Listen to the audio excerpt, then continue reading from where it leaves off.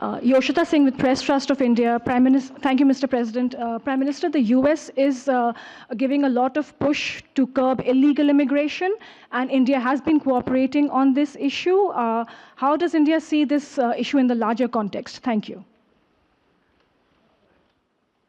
I don't think this is a question that is...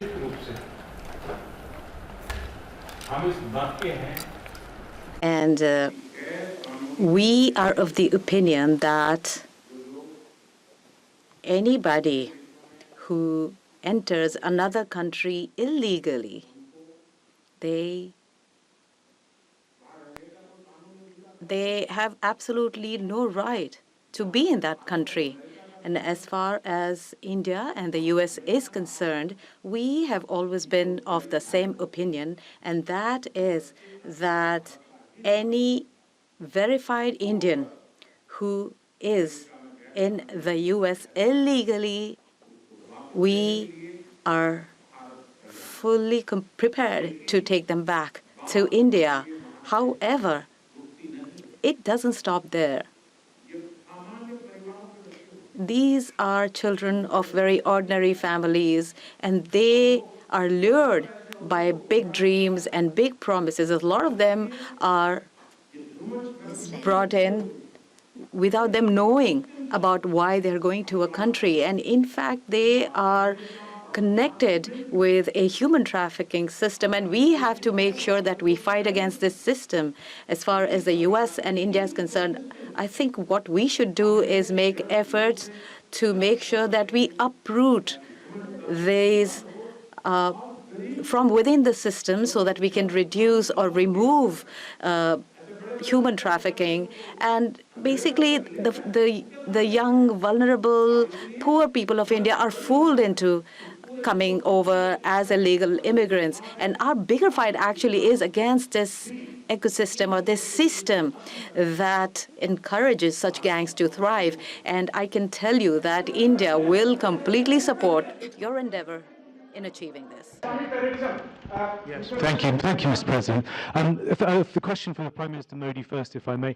I wanted to ask you, did you discuss any possible business deals with Elon Musk during your meetings today, Mr. Prime Minister? And Mr. President, I wanted to ask you, today you spoke about hoping to have three-way talks with President Xi and President Putin. What would you say to European leaders and other allies who may be concerned that you're apparently more keen to speak to America's adversaries than to its allies? Thank you. Well, maybe I'll just go first on this one. We had some talks, and we told the European Union, we told the NATO people, largely they overlap, you have to pay more money because it's unfair what we're doing. We're doing a tremendous amount more. We're probably $200 billion more going into Ukraine, using for Ukraine to fight.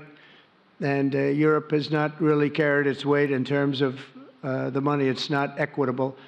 And we want to see a counterbalance. We want to have them put up more money. They have to do that.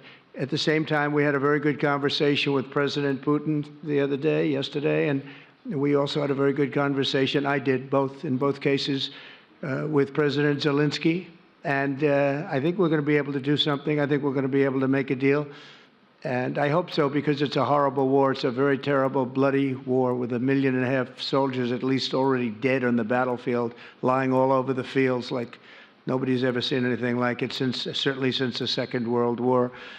And so I think we're going to be able to do something. We're working with President Zelensky and with President Putin, and my impression is that I know that President Zelensky wants to make a deal, and I also feel that I know that President Putin wants to make a deal. I wanted to know that before I began any detailed discussions, but the meeting and the conversation, also the meeting with Steve Witkoff in Moscow was a very successful one. And my phone call with him was a very successful one. Please.